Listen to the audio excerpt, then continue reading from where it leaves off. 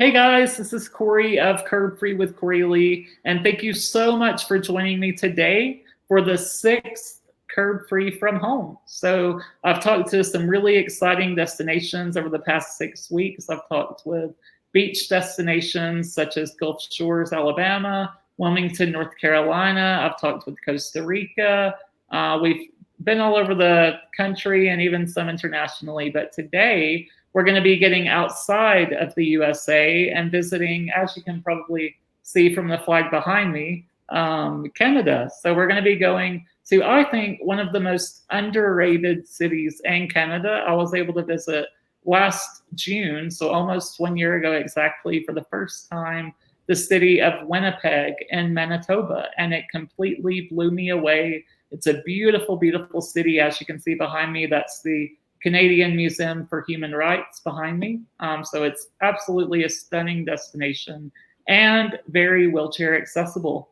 And so today I'm going to be bringing on Jillian Rexsiedler, who is the Senior Content Specialist for Travel Manitoba. So everyone, please welcome Jillian. Hi, Corey. Hey, thank you so much for joining me. Thanks for inviting us. Yeah. It was a year ago, right around this time, that we were, in lots of talks with your visit. So yeah, I was there for Canada Day last year and got to which enjoy is July 1st. Yeah.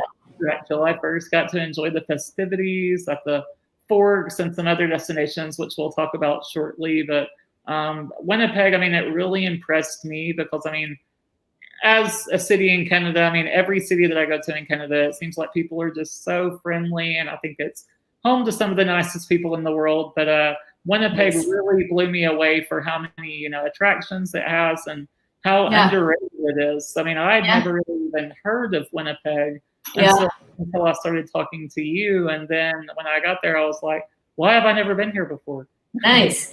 Yeah, Winnipeg is, we're a mid-sized Canadian city, so we're not the MTV of Canada. The Montreal, Toronto, or the Vancouver is what, those larger cities that a lot of people on their first trip to Canada will often, rightfully so, visit for the first time. But Canada is such a huge country, like the US, and we all have such distinct personalities, from the West Coast to the Central to the East Coast. And we have Quebec, one of our largest French province, which has a distinct personality. But Winnipeg, we're a mid-sized Canadian city, but we're the largest city in this entire heart of the country, and almost the heart of the continent, actually.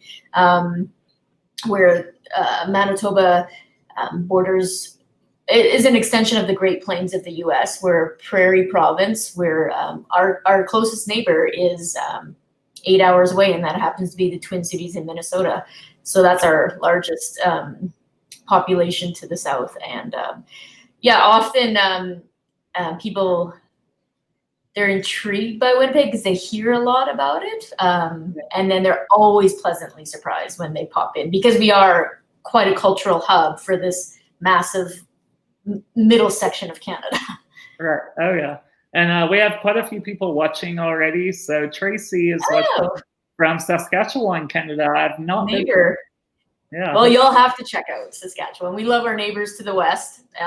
Saskatchewan is our bordering province. They have, again, they're a prairie province like Manitoba, and they have some very cool, underrated cities as well. And these are, I think, cities that are coming on people's radars, like Winnipeg's and like Saskatchewan, Saskatoon, because they're smaller centers, but they have just as much going on in terms of culture, food scenes, very cool attractions like the Canadian Museum for Human Rights, it's a national level museum, and just a really understated way of life, but and friendly people, and you get to connect with people, and that's what life's about, right? Connecting with your loved ones. Yeah, for sure. And I know you mentioned the Canadian Museum for Human Rights, which was my favorite attraction in Winnipeg. It's beautifully built and totally inclusive, and we're going to talk about a lot about it in just a bit. But for now, since a lot of people are still in lockdown and wondering like, when will it be safe to travel again to Manitoba and to Winnipeg? Can you kind of tell us just briefly about the situation in Winnipeg and then Manitoba right now in regards to traveling and the coronavirus situation? Yeah, Manitoba is officially going to be opening, is going into its third phase of recovery. So as of this weekend, June 22nd, a lot of the restrictions are lifted.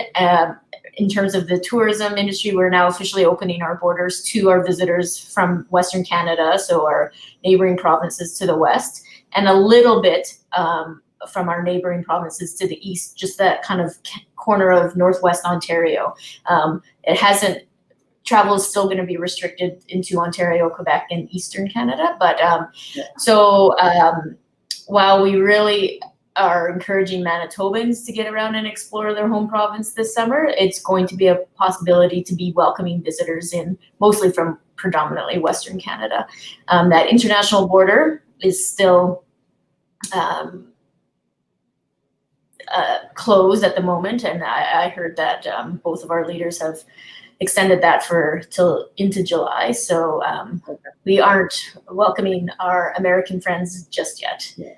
But hopefully in the next week, maybe. Yeah, and a lot of Manitoba actually is a haven for outdoor adventure for the wildlife up in Churchill, Manitoba, and our fishing and hunting opportunities, which a lot of our U.S. friends love. Particularly, they love coming up to Manitoba for summer fishing experiences, and so our lodges are really excited to welcome those friends back when we can. But for now, home is where the heart is, and we're staying close to home. And you know what? It's going to be good I think it's good for anyone to spend time exploring the gems that they don't know exist at home. I just went to a national park like a few weeks ago for the first time, and it's only like a 3-hour drive away. Yeah. Why have I not done this before? And it's like amazing, so close to home. But I think, when people are thinking about traveling to Winnipeg, it's never too early to start planning for like next summer. And, absolutely. Plan a trip to Manitoba for summer 2021. Hopefully everything will be back to normal by then.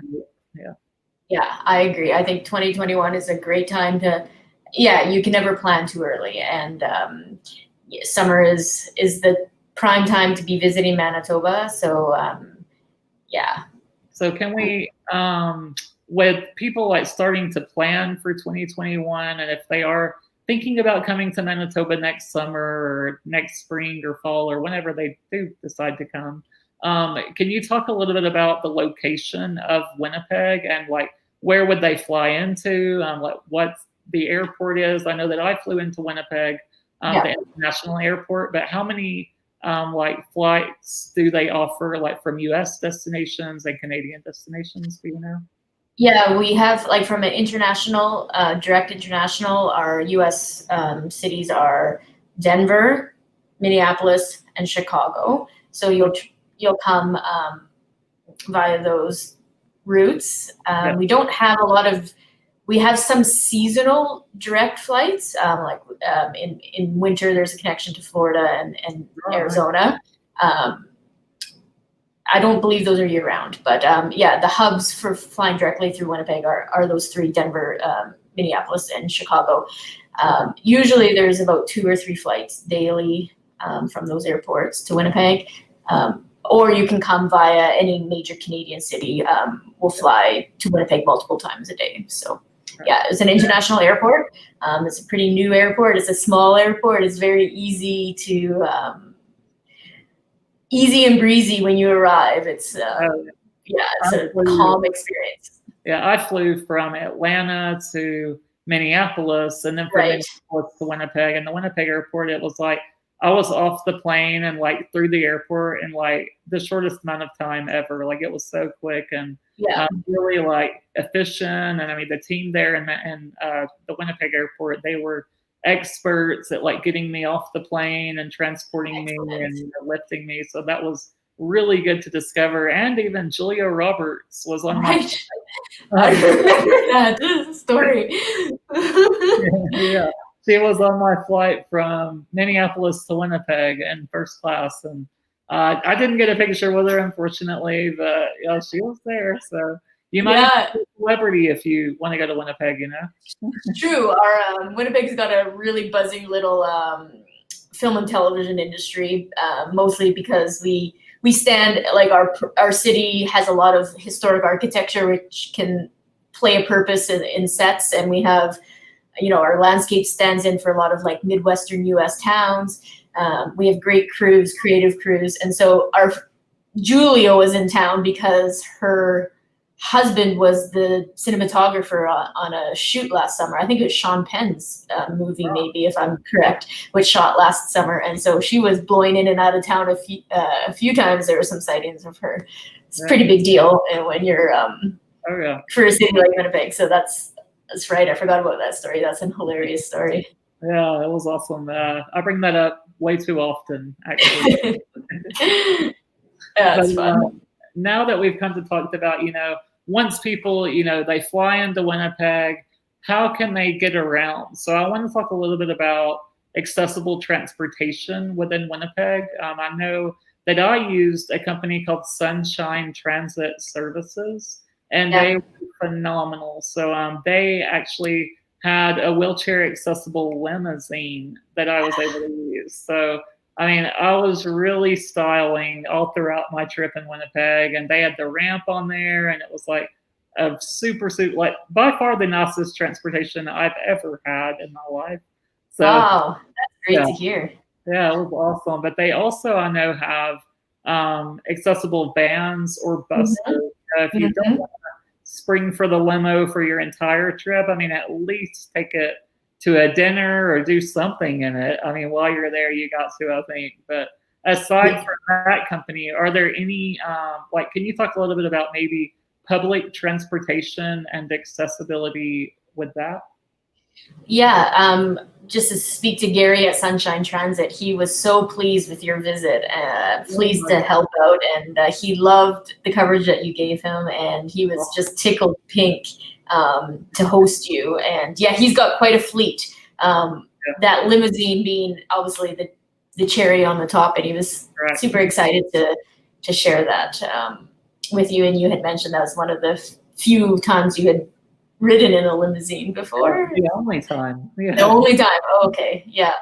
Winnipeg certainly has accessible on their public transit, which would go to and from the airport. A lot of our buses are equipped for accessibility needs, so that's something to consider. And then we also have the public handy transit that is available and can be arranged throughout the city for anyone's visiting. There's the private company like Gary's, who we know that he's such a good an ambassador and a champion for the city. So sometimes it's nice just to have that little extra personal touch. And and Winnipeg's not a large city. Like, it's about 800,000 people, so it's under 1 million. So getting around the city doesn't take a lot of time. Getting through the city doesn't take a lot of time. So it's not a lot of traffic and waiting, and Gary was even with Sunshine Transit Services. He was even like taking us to little like hole in the wall places for lunch. He was like, they have the best poutine, or like, you know, like, that's right. Little spots like we would have never, you know, thought of. And so that was like, added a nice touch, I thought. Yeah, and he was really working with him on this project. It really has brought his business to the forefront for a lot of like for Travel Manitoba, then also our colleagues at Tourism Winnipeg, and with your endorsement that that he does exceptional service. So it's been a great working on this project with you was a great way to connect him to our companies and for the greater business and meetings and conventions and for any needs that come through the city. Nice. And my mom left a comment just now and said, reminded me of when we pulled up at the St. Norbert Farmers Market. Oh, the limo. And everyone like ran to the limo door to see who was getting out of it. And really? It's just me, you guys. But it was so funny. Yeah, that must be I don't know what a farmer's market is pretty down to earth. So then you have this limo But yeah, they thought it was Julia Roberts. Oh, did they? Probably. Yeah, probably. They were sorry to let them down, but it was so fun.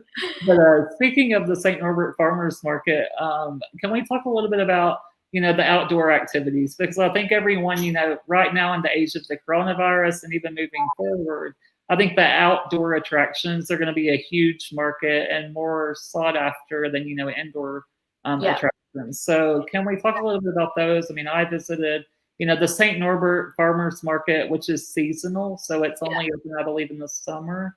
But they have all kinds of like little, homemade goods from, people from Winnipeg, and like sweets and like cupcakes and everything that you could think of. But so really, it's the oldest farmers market in Manitoba, and it's located in St. Norbert, which feels like it's part of the city, but it's just south of the city. It's its own little community. But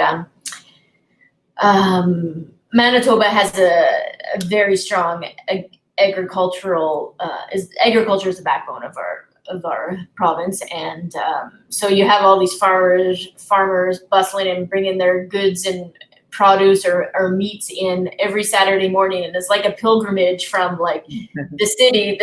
The residents just all head south and go to the farmers market, and it's got an indoor but light and breezy indoor canopy, and then there's a bunch of stalls on in the outside too, and it's just a great destination for some food, treats, sweets, and it's the heart of the province is a lot of these local producers and farmers, and it was a great way. It's a great way to really get a sense of where you're at when I think attending markets and being able to interact with the locals like that. So I always try to go to markets because it's really a good chance to talk with the locals and understand, the products that they're making or seeking out. And it was such a fun experience there. And then another one of my favorite outdoor experiences was at Lower Fort Garry. Yes. Lower Fort Garry, it used to be a fur trading post. Yeah. And it also, I believe, was, let me see if my research is correct. So I think it used to be a home for the mentally insane, like an asylum, right? Like part of it. And then it was also maybe at some point before it. I don't know that history actually. Okay. Well, I read that today in my blog post about Winnipeg, so I'm assuming I learned that while I was there. And then it also said that Lower Fort Garry was home to the first prison in Western Canada. Okay. Yeah, I could see that. Like Lower Fort Garry was a fur trading fort of the Hudson Bay Company, and the Hudson Bay Company being one of those companies that a British company that established the fur trade in North America. One of two companies. There was a Northwest Company and then the Hudson Bay Company. So this was a Hudson Bay Company fort. It's a historic site because it was also when the province of Manitoba, at the time it wasn't called Manitoba, it was called Rupert's Land, when it entered Confederation, which was became part of Canada, and that was 150 years ago. The signing of the lands between Canada's First Nations and Métis people who lived in that region with the government of Canada happened at Lower Fort Garry, and that was 150 years ago. So it's a significant site, and it offers historical interpretations of the fur trading fort. So the way of life back 150 years ago between Hudson's Bay Company trading furs with Indigenous or Métis folks of the area, and the settling of the lands. It's a national historic site, and it's and the guides there. Yeah, the guides there were even like dressed up. Like it was replicative of the 1800s, and so it really felt like you were there in the 1800s, and it was actually really wheelchair accessible. So there were like ramps up into the buildings and elevators and all kinds of different features. So even though you do feel like you're traveling in the 1800s at Lower Fort Garry, it is really accessible. Yeah, that's good to know. I know Parks Canada has done, Parks Canada has lots of different national historic sites and parks across Canada, and accessibility has been, they're focusing so much on transforming some of those historic sites to make them more accessible. So that's a huge undertaking, and I'm so glad that it's made some of those buildings available to folks with limited mobility or everything. So it's because it's a really special place to understand Canadian history, Manitoba's history, our relationships with our Indigenous people and our fur trading past, and it gives you a sense of how connected Canadians are to the land, and Yeah, that's awesome. And Tracy says, as a Canadian, rumor has it that all of our, I'm guessing she meant air, is sucked out of us and put into Canadian geese. That's so happy. Well, that's interesting. I've had all of our air sucked out of us and put into Canadian geese. Wow, that's awesome. There's certainly lots of Canadian geese out there. And Lily wants to know, is Manitoba a wheelchair accessible station on the Canadian Railway? Oh, that's a very good question. Winnipeg's via rail station. So if you're taking that train from across Toronto to Vancouver, I think it's called the Canadian. It does have the opportunity to have a stop off in Winnipeg. And a lot of people have been doing that, like usually 2 or 3 nights. So our station, our Via Rail station, is located right downtown, next door to the Forks. So you get dropped off right at the heart. You walk out the back door, and there's the Canadian Museum for Human Rights in your picture. There's your Forks, which is the Forks is at the location of the 2 rivers. Winnipeg's a river city, so at the confluence of the Red and the Assiniboine River. It's a beautiful, grand old station. Apparently, it was designed by the same architects as Grand Central Station. Not nearly as grand, but there's similar vibes to it. So that is an option if you're doing the Via Rail. But I'm not sure the schedule this summer of Via Rail schedules across Canada. I can't speak to you, but certainly you could research that. Yeah, awesome. And speaking of the Forks, while we're talking about outdoor experiences, we can talk about the Forks a little bit. But they also even have a farm, or like a little market there at the Forks. They have with that, and they have like different restaurants and eateries, and then it's like 2 levels, but they do have an elevator also. Yes, so the Forks is kind of the heart of Winnipeg's downtown. It's a gathering place. It's been a meeting place for First Nations that have traveled those rivers for 6,000 years, and a meeting place for explorers that are coming through, expanding Canada to the west. And it's been a meeting place for Winnipeggers for over a century. And today, they've converted all of those historic buildings that were formerly horse stalls or cold storage for cold storage purposes, or it's been a rail yard. But since about the late 80s, early 90s, it's been transformed into this outdoor recreation, indoor shopping, dining experience. And they've it's lovely. The food hall that's actually, there's been a lot of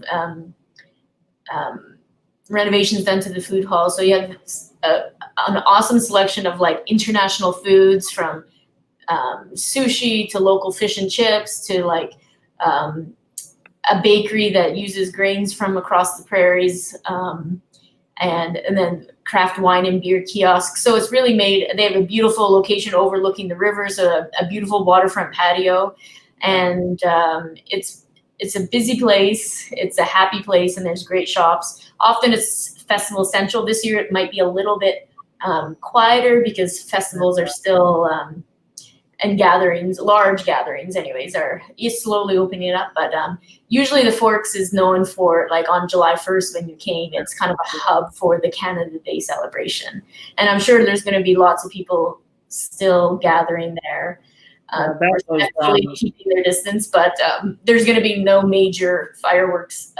I think it's they have something else planned from a virtual firework display. It's not going to be the normal Canada Day celebration this year, but usually it's yeah. This picture that I just put up is from that day, and everyone was like really dressed up, and I loved this wheelchair user. She was like totally decked out with Canadian pride, and I had to get a picture with her. So, but yeah, the Forks on Canada Day was amazing. So, I mean, it is very, very packed, but they had all kinds of like really fun like performers and street artists, and then fireworks at night. So, you know, if you are planning a trip to Winnipeg for summer 2021, then I mean, maybe you go on Canada Day, and I mean, it's such a fun time to be there and experience the city. Yeah, it's great to visit. I think to always anchor your visit to Winnipeg along either an event like Canada Day, or we have some great summer festivals like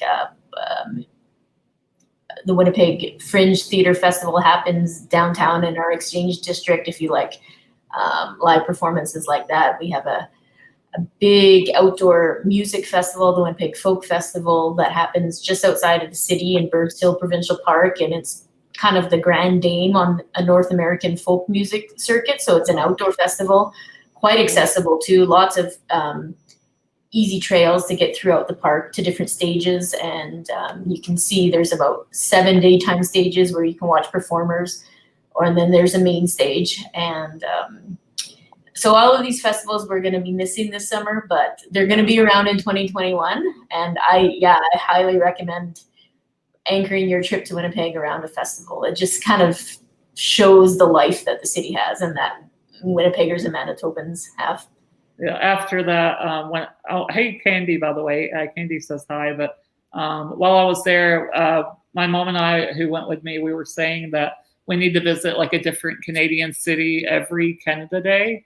Because it's so like spectacular, and there's so much to do during that time. But, you know, this year, unfortunately, it didn't happen. We were supposed to be in Toronto, not for Canada Day, but this month actually, and that got canceled. But yeah, hopefully next year. But maybe come back to Winnipeg. But well, there'd be, you know, I was thinking about your trip, and then I'm like, there could be a really nice follow-up trip actually to get you a little bit more outside of the city, because I know we spend a lot of time in the city, but to see some other parts of the province too. Like you're speaking about the outdoors, and there's some like a few provincial parks that have some great accessible boardwalks or trail systems, or a beach just outside of the city with a you know, that's a Moby mat that would allow you to get out on the sand.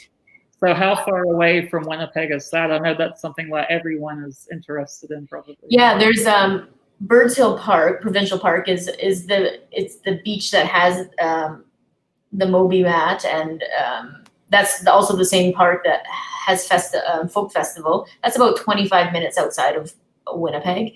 And then there's a beautiful, probably about another 20 minutes past that park, there's a beautiful called Broken Head Wetlands Interpretive Trail, which is a new boardwalk trail through like a wetlands area, actually on a First Nations, and it's been there's guided tours from the community that will do guided walks and talk about like the native plants and the animals, and sometimes like medicinal purposes, really interpreting this really pretty wetlands area, which you know has some of the most rarest wildflowers in North America, and talks about the needs for wetlands, which wetlands are often unappreciated. They're kind of similar to like a swamp in the South, but they're just like full of life and wildlife, and so I visited a few others in like North Carolina and some in the States, and they're always like so much, like you can see so much wildlife and so much life. Incredible. I remember like I went to one in Tallinn, Estonia even, and just like the wildlife, and then like the marshes, and the wheelchair accessible trail through the bog, like through the marsh. Yeah, that's kind of similar to this one then. Incredible. Yeah, I mean, you say the word and I'm there. So yeah, and the other, so that's all along the east side of Lake Winnipeg. Lake Winnipeg is a massive freshwater lake that's just under an hour north of Winnipeg. And it feels like an inland sea. It's that large. So that's all along the west, like all within an hour along the east side of Lake Winnipeg. We can also go on the west side of Lake Winnipeg, which has a little bit of a different scenery, but there's a lot of interesting communities along that west side that were settled by Icelandic people at the turn of the century. So there's a very strong Icelandic heritage connection along these towns like Gimli. They have an annual Icelandic festival.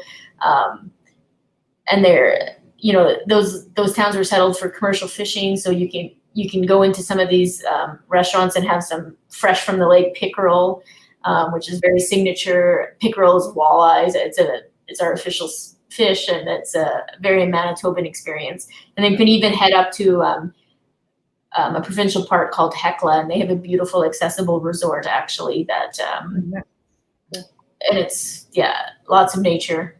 So now I know why I liked Winnipeg so much, because Iceland is one of my favorite places in the world. So. Oh really? Yeah, we have a strong Icelandic heritage in Manitoba because of at that turn of the century. Apparently, I'm told that the Icelanders were fleeing Iceland because there was economic depression and there was volcanic activity. So they were given all of this land along the west side of Lake Winnipeg to settle and to fish the lakes, because they were fishermen and they knew how to do that. So there's strong Icelandic heritage here. Oh, that's really cool to learn. I had no idea about that. So. Yeah, and all through those communities, you can see it you see it in everyone's last name, and you can see it in the road signs, and you can see it in their annual festivals. And you would be interested. I think Iceland, and there's similar climate too, like from Iceland to Manitoba, and similar geography. I don't think we don't have quite the elevation. Like, I've never been to Iceland, but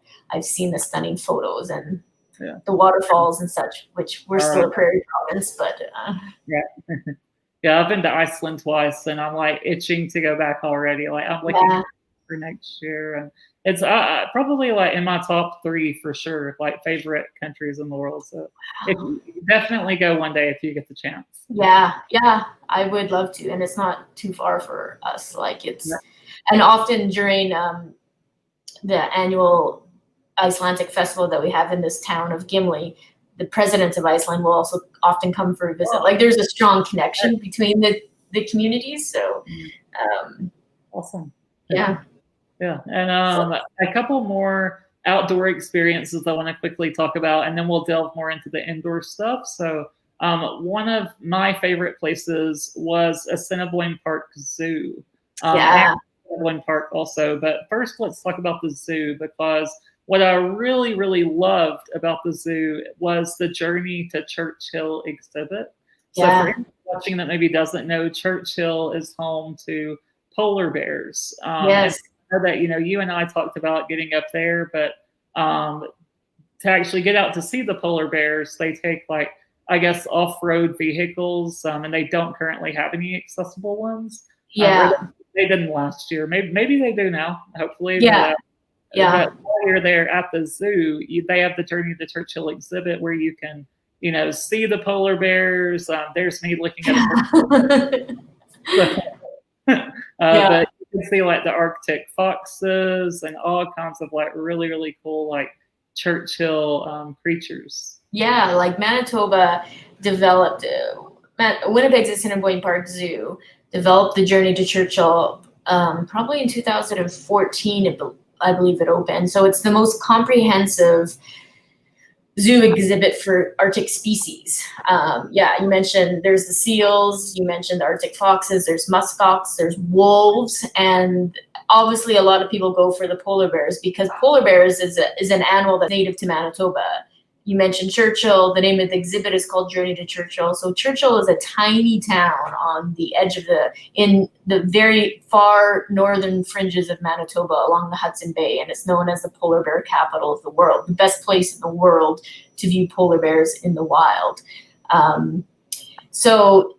But because it's in the remote north and it's harder to get to, it's less accessible for a lot of people.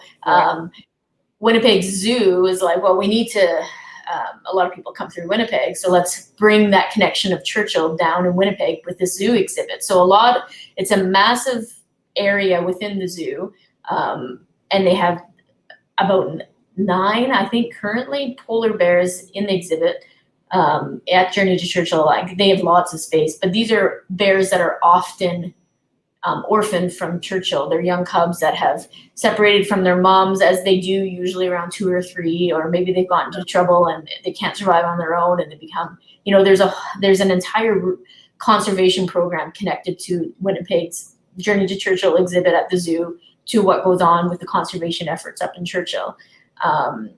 So the exhibit, you see all these other Arctic species, which you would see on the tundra or in the boreal forest in northern Manitoba. They're there in Winnipeg. And then the exhibit also kind of mimics a bit of the town of Churchill, the feel of what it'd be like to be walking around the town. Kind of the pièce de résistance of that whole exhibit is that underwater viewing tunnel where you see the bears, which will swim frequently in the pools just to cool off, and you're right underneath them. And they're doing kind of like this ballet dance, polar bear ballet dance above you and floating in the water. And you get so close. It's really neat to see them. And these are bears that are native to Manitoba from Churchill.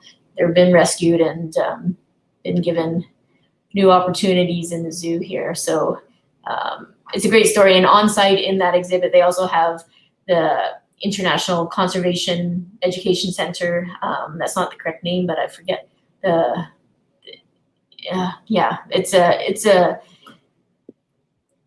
it's a really great learning tool for teaching children and visitors about climate change, the North, Canada's North.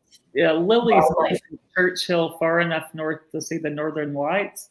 And at the Journey to Churchill, they actually have an Aurora Borealis theater. Yeah. Where you can see like a short little movie all about the Aurora Borealis, the Northern Lights. And it's really cool. I'm assuming so, right? Oh, yeah. Churchill is actually a top place to see the Northern Lights, for sure. Because of the polar bear tourism that they have in the town of Churchill, they can easily also develop Northern Lights tourism. They don't typically, the main season for polar bears tourism in Churchill is October, November. Northern Lights can be out any time of year. We know that. We're at the mercy of Mother Nature with it. Typically in that October, November time of year, there's a lot of cloud cover though, because of the pending snow and the pending winter that's coming. So Northern Lights can be seen, but it's not the optimal time. So what the Churchill tour operators do is the best time, or what they say is the best time, is actually the depth of winter. So February, March, because the skies are clear. They're dark, dark, dark skies. Daylight is limited that far north in winter. So Northern Lights come out to play very well in the winter time. So that's when we say the best time for Northern Lights is that January, February, March, which happens to be the coldest time. But they're the most spectacular at that time. I mean, you can see them in summer too. And I've seen great Northern Lights in summer, but the sun sets really late in summer when you're that far north. Sometimes it doesn't even set at all technically. So you have more, you want dark skies. Yeah, if you want to be rewarded with the Northern Lights, you got to be willing to suffer a little bit with the color. Yep, you got to put up with the cold, but it's a phenomenal experience. And you know what? We're lucky in Canada. The Northern Lights, you don't even have to go as far north as Churchill, because Churchill is about 1,000 kilometers or 500 to 600, 550 miles north of Winnipeg, which is in the south. So, but anywhere in between, the further north you get in the province, the Northern Lights come out to play more. And you don't have to go all the way to Churchill and Manitoba to see the Northern Lights. We have cities in the middle of the province like a Flin Flon or a Thompson, and they're the same lights there. Churchill just has an international name, and it's a fun little destination. So, nice. And the operators do a good job there. Yeah. And after someone goes to the church, speak English. I'm trying to. Okay. No. So once someone goes to the Journey of Churchill exhibit, and after the Assiniboine Park Zoo, they can also visit the Assiniboine Park. Which is right there next to the zoo, so you can easily walk over or roll over in my case. And they have all kinds of, like, in the English garden, they actually have, like, it's a botanical garden with many different types of flowers and plants. And then they have like a little lake right there, a river, and a restaurant in that area, which I ate at. And they also, which I thought was really interesting, and probably my favorite part of it, was the Pooh Gallery. For anyone watching that doesn't know, Winnipeg is actually named after Winnie the Pooh. And Winnie the Pooh, which is pictured right there on the right, that's a real photo of the real Winnie the Pooh from the Pooh Gallery there in Assiniboine Park. So it's actually the other way around. Winnie the Pooh is named after Winnipeg. Oh, okay. Yeah, the name of the story goes that during the First World War, a regiment was leaving Winnipeg, the Patricia Pat. I don't know the name of the military were leaving to be deployed overseas. And as this regiment was traveling eastern by train to Canada, to Montreal, so they can get on a ship and head overseas, they were traveling through the forests of eastern Manitoba into Ontario, and they came across this orphan cub. And the regiment's vet, Harry Colburn, took it as a mascot back in the day, mascot for his regiment, and named it Winnie after his hometown of Winnipeg. And he took it all the way to England with him. And when they were deployed for the front lines, he had to hand it over to the London Zoo. And it became this little black bear cub became a very popular attraction in the London Zoo at the time, and was often visited by author A.A. Milne and his son Christopher Robin, who really took to the bear. And then that's how the author developed this character of Winnie the Pooh. And then it's turned into this Disney version of Winnie the Pooh as we know the cartoon character. And so Winnipeg has this great, at Assiniboine Park Zoo, we have a really pretty art gallery dedicated to Winnie the Pooh, and it's got one of the original oil paintings. It has of the character Winnie the Pooh, and then it has this, as you have the photograph here, the original black bear cub that inspired it all. Yeah, awesome. It was such a cool gallery to see. And when I was a kid, I was always loved Winnie the Pooh, and I even did an internship at Disney World when I was in college. And Winnie the Pooh was the character that I actually worked with. So finally learn about him in the Pooh Gallery. It was such a cool experience. So we get out to the Assiniboine Park and the zoo if you're looking for a really fun outdoor experience. Yeah, it's a beautiful park, and actually, one of the next biggest projects coming out, attractions for Winnipeg, is going to be at the zoo. They're developing what's going to be called Diversity Gardens. So it's going to be this grand indoor-outdoor garden. It's going to have different butterfly gardens, flowers, different tropical species. It's going to be a meeting place. There's going to be restaurants, and it's going to be actually, from a Winnipegger, I'm looking forward to it in the colder months to be able to head inside to this very green tropical space, because that's always a treat for us. And but in the summertime, I have no doubt it's going to be just blooming and gorgeous, and that'll be another reason to come back and visit. Yeah, that sounds awesome. Yeah, I mean, I would love to see that too. And now that we've kind of covered the outdoor experiences, or at least a few of them, I mean, I know that Winnipeg offers a lot more, but let's talk about a couple of the indoor experiences. So I visited the Royal Canadian Mint there, which actually makes all of the money for Canada, or most of it anyway, I believe. And they even have a gold bar that I was able to see. So that's real gold. It's worth $1 million or some crazy number, but you can't touch it, but you can get a photo with it, which I did. I thought that was really cool. And then also the Canadian Museum for Human Rights, which I've kind of been teasing for a little while, and we can finally talk about it now if you want to. So the Museum for Human Rights is it was completed in 2016, I believe. I could be getting my dates wrong, but it's relatively new to Winnipeg skyline, and certainly it's brought an attention to the city. It's iconic, the outdoor structure, the architecture from the outside, and then you head inside, and it's the only museum in the world that's dedicated to the dialogue, to the discussion of human rights.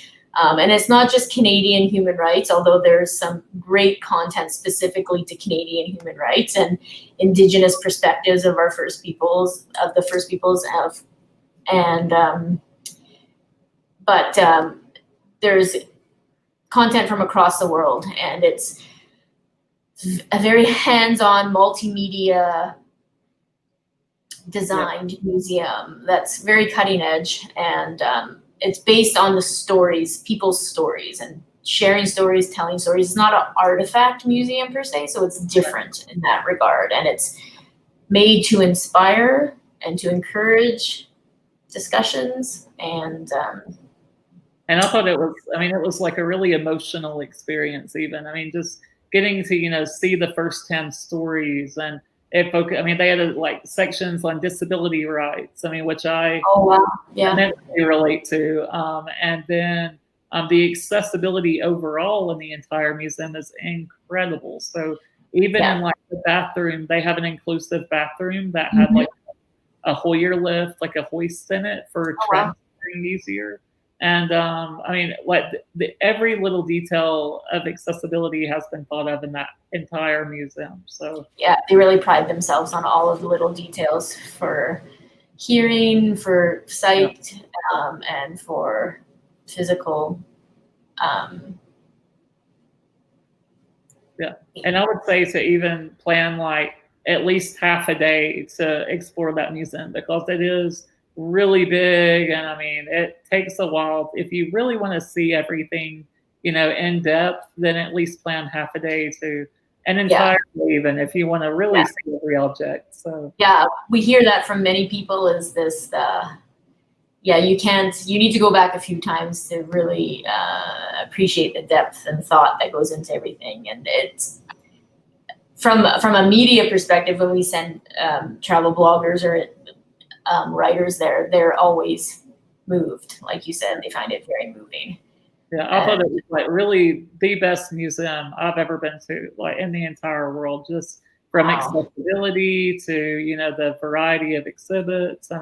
It's really a top-notch museum. So if you're visiting Winnipeg, I would hands down make that the #1 place that I would visit for sure. That's great. And I remember seeing your post on it on Facebook, and I can just tell from the wording that you use and the engagement that you got from your viewers, like I could tell, I was like, whoa, Corey really, really liked the museum. I really did. I want to go spend more time there and actually see every little detail of it almost. But I know that would take probably weeks to read everything. But it's not going anywhere, and it's a national level museum, so it's the best that Canada has to offer, and we're really fortunate that that it was built in Winnipeg, in the heart of the country, in a community that's known to be, very open-minded and loves the dialogue, and we love to. And it represents a big part of our heart. Yeah. Right. And the hotel where I stayed at, it was actually within walking distance even of the Museum for Human Rights and the Forks and the Winnipeg Goldeyes baseball game, which I was able to go to. So there's the Winnipeg baseball game, and you can see the Canadian Museum in the background. But the hotel that I stayed at was the Fairmont Winnipeg. And it was a beautiful hotel. The room was accessible. A Hoyer lift or a hoist could roll under the bed for anyone needing that's watching. And then in the bathroom, they did have the roll-in shower with the handheld shower sprayer and a pull-under sink. And there were grab bars around the toilet and in the shower as well. So full accessibility there at the Fairmont. It's a beautiful property with an easily rollable distance from a lot of restaurants and attractions there in Winnipeg, but are there any other like notable places to stay that you want to mention or talk about? Yeah, there's a few hotels downtown that we could have put you with. The Fairmont was great. You mentioned the distance to some of these main attractions. The Alt Hotel is a young kind of independent Canadian-owned hotel chain from Quebec, and they opened in Winnipeg. They're downtown, right across from our big hockey arena. They have an accessible room. Able to visit the Alt Hotel when I was there. Oh, right. I did a tour of the accessible room, and it's a beautiful property. And then they also even have a restaurant there called Merchant Kitchen. Yes. And it was my favorite restaurant that I ate at in Winnipeg. So awesome. The grilled corn is it's like Mexican street corn. Oh my God, so good. Yeah, I'm gonna have to. I love the meals that I've had at the Merchant Kitchen too. I love them. So the Alt, and another one is the Delta Hotel, which is another portion of downtown, right more near our convention center. So for the business crowd and the meetings and conventions crowd, the Delta has a lot of accessible rooms, all those features that I know you look for when you visit properties. Yeah, there's a few, and there's the Norwood is another one. It's across the river in St. Boniface, which is our French neighborhood, our Franco-Manitoba neighborhood. The Norwood has some accessible rooms as well. So there's some that are, all quite concentrated in the downtown area. Yeah, just depending on, I guess, your budget and where you want to stay at and what you need. So yeah, there are a lot of good options, though, in Winnipeg downtown area.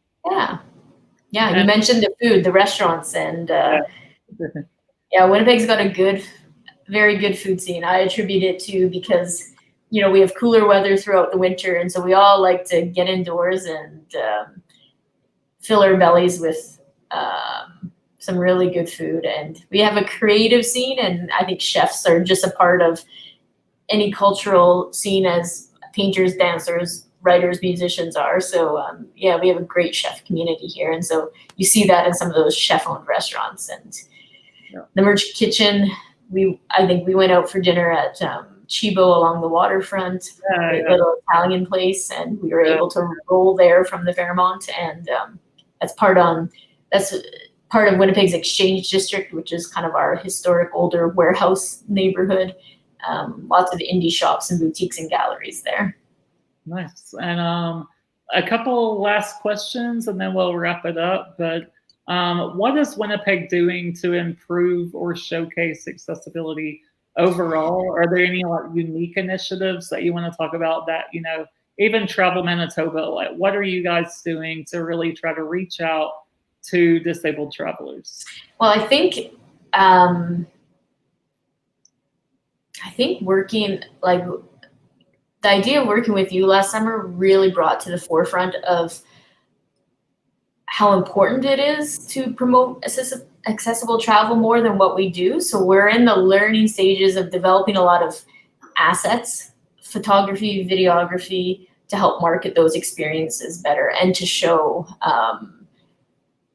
people with in wheelchairs or people with other barriers in a lot of our marketing materials. So we're committed to doing that. And you really opened our eyes to that. And actually you're the base and the foundation of some of our materials that we're only going to grow going forward. So I know the city has lots. Yeah, the city has lots of, and actually we had, right before the pandemic hit, we had plans with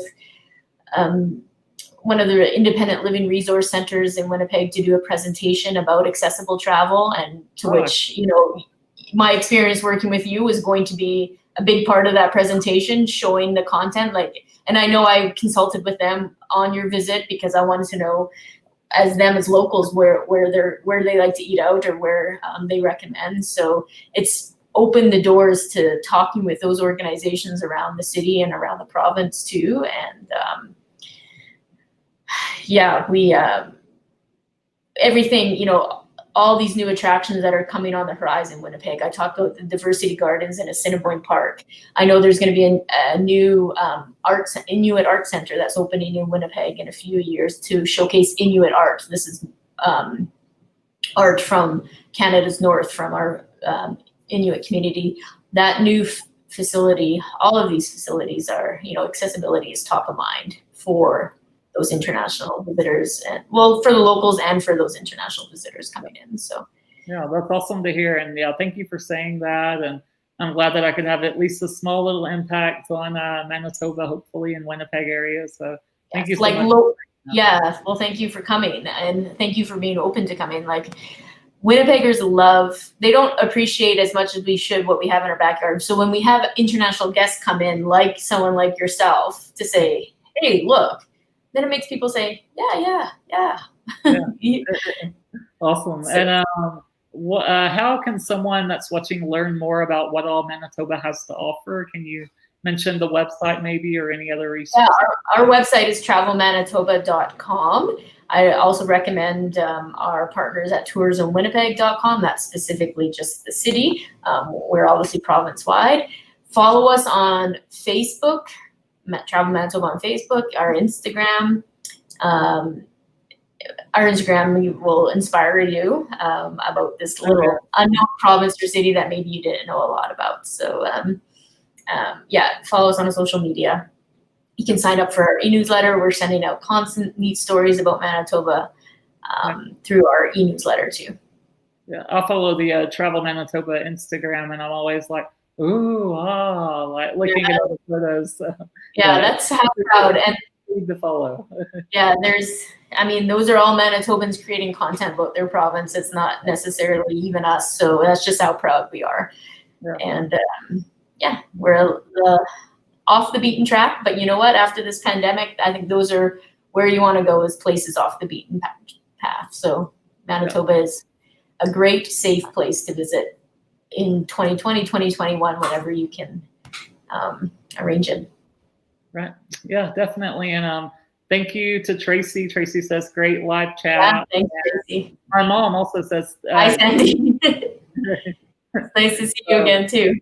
Yeah, but thank you, Jillian, so much for joining me for this Curb Free from Home. It was really fun to talk with you about, what all Winnipeg and Manitoba, the new things that you guys are doing over the next year or so, the diversity gardens and some different areas, and learn more about Winnipeg. So I really enjoyed it, and I hope that everyone watching did too. So thank you all for watching, and thank you for joining me.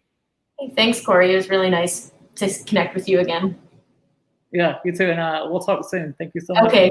All right. Bye-bye. And thank you all so much for joining me for this week's Curb Free from Home. I hope that you really enjoyed learning more about Winnipeg and Manitoba and what all the city and the province have to offer. So it is an incredible destination. And if you want to learn more about it, feel free to go to my blog, curbfreewithcoreylee.com, and search Winnipeg. And I wrote a pretty in-depth guide to accessibility in Winnipeg, Manitoba. So definitely check that out. And next week, we'll be bringing it back home as I talk to a representative from Chattanooga, Tennessee. So it's only 30 minutes away from where I live. So I'm so excited to bring it back home and kind of show you guys what all my home area has to offer. So I can't wait until then, and I'll see you guys next Thursday for that. But until then, stay safe, and see you guys later. Bye.